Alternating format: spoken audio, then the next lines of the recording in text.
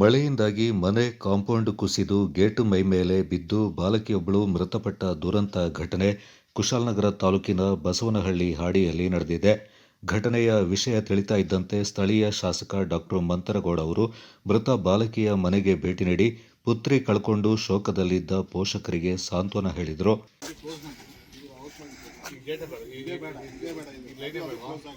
ಮುಂದೆ ಗೇಟ್ ಇದೆ, full compound ವ್ಯವಸ್ಥೆ ಫೈಟ್ ಮಾಡ್ತಾರೆ.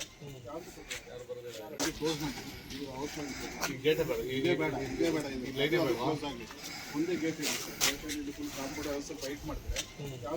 ಯಾರು ಬರೋದಿಲ್ಲ. ಹೌದು, ಇಲ್ಲ ಸೋಲಿಗ ಕಮ್ಯುನಿಟಿಗೆ ಬರ್ತಾರೆ, ಎರಡು ಮತ್ತೆ ಸೋಲಿಗ ಜೆಕೆ ಈಗಲೂ ಮನೆ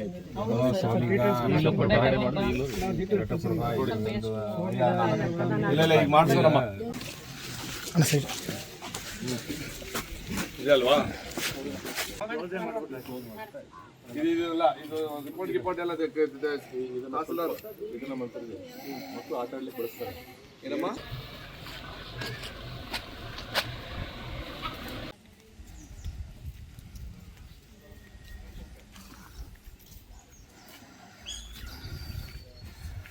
ಇದೇ ಸಂದರ್ಭ ಮೃತರ ಕುಟುಂಬಕ್ಕೆ ಸರ್ಕಾರದಿಂದ ಸಿಗಬೇಕಾದ ಪರಿಹಾರ ಧನವನ್ನು ಶೀಘ್ರವಾಗಿ ವಿತರಿಸಲು ಅಗತ್ಯ ಕ್ರಮ ಕೈಗೊಳ್ಳುವಂತೆ ಸ್ಥಳದಲ್ಲಿದ್ದ ಅಧಿಕಾರಿಗಳಿಗೆ ಸೂಚನೆಯನ್ನ ನೀಡಿದರು.